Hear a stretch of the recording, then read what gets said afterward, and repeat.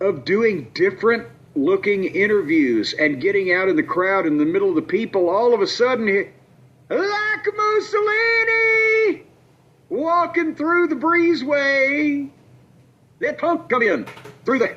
I mean, Moxley's probably thinking, gimmick infringement, I was the one who walked through the arena. The problem is that Moxley should be walking through the front door of the arena being checked for a ticket.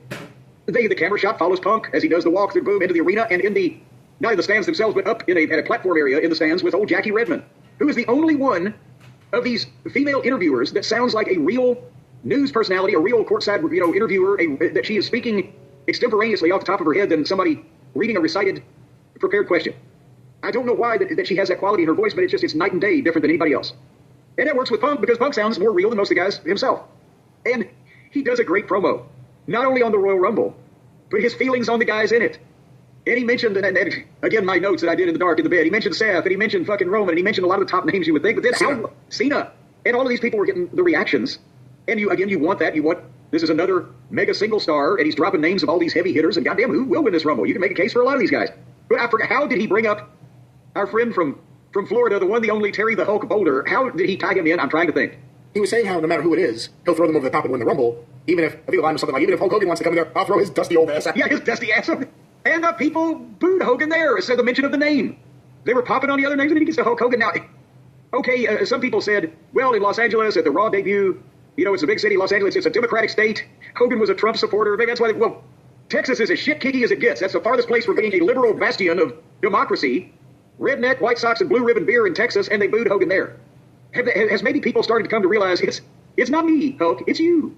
They just want to boo Hulk Hogan. They are fed up with him. And that's the point I was trying to make when we talked about the booing debacle, when he and Jimmy Hart, poor Jimmy, got scooted out of the building.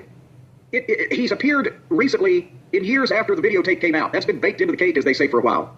The sudden, not only resurgence of venomous response, but the over-the-top venomousness when he's been around a few years ago, and now it's even worse, is just because of his general bullshittery, right? The lying and the bullshit stories and the ridiculous that the Trumpiness has to be part of it because he's been out in public with that, but just the ridiculous behavior overall as a person in these public situations and when he's full of shit, right? That has to be the difference. See, the political stuff certainly turned off a lot of people, or at least caused a lot of people just to go, oh, that's it. But it's not like this wasn't already happening before then. He's had a lot of issues where you don't know how the crowd's going to react, depending on what city you're in. This is now, where was it? Was it San Jose last time? No, it was Los Angeles. Los Angeles, that's right. It was Los Angeles, which is a city he was a big star in. They booed him, okay. Like you said, liberal bastion.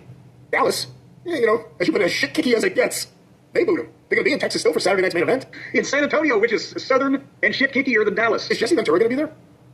Well, one would think that at Saturday night's main event, Jesse would be showing up also. That could awkward. Oh. See, that's the kind of thing Jesse would do. In the classic days, he would point out how bad Hogan was. So the fans start booing Jesse on the field. Like, I told you! Yeah, I don't know what they're going to do, but the reaction there, and the other thing I think that's important to say is Punk must have known.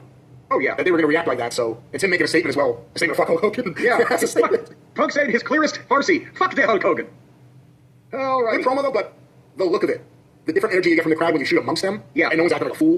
And you get the wide shot, you can see people everywhere. Jackie Redmond's as excited as they get. I don't know, she's really excited. You can see her chest swelling up with pride. That's Jim Cornette, ladies and gentlemen, Louisville, Kentucky. A good segment, good promo. You had nothing for Punk to do on the show except do this promo. It was good. Well, but that's the thing is, again, it promotes the Rumble. It gets another star on television. They get the benefit of Punk for a quarter hour.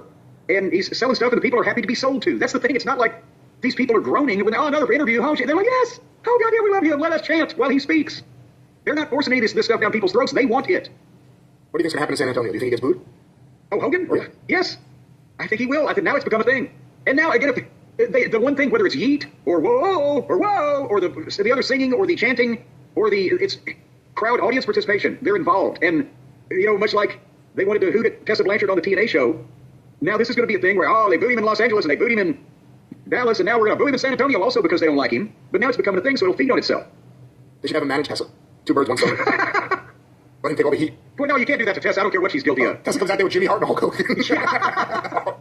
But and they can't switch Hulk heel because he's supposed to be a goodwill, and he's a goodwill ambassador with no goodwill. And they can't turn him heel because people think he hates black people. That's not like a good reason. All right, let's just turn heel and run with that. No, that's not how that works. And can they blame his beer? We found out, little Hulkamaniacs, there was something in this beer that caused me to be so I'm a real American. I'm drunk on my ass and at the bottom of a can. I think if they want him to get cheered, they better stay on Clearwater Beach or maybe Tampa. I don't know if that'll do it.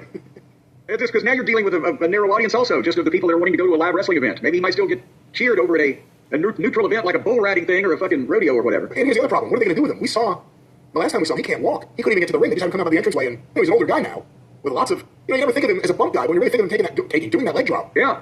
For a big guy who's loaded to the tits on steroids, that'll do it. And now they're singing, He is a real American, riding around Walmart in a hover van. He is a real... Let's play some Hollywood Square! What creature has the densest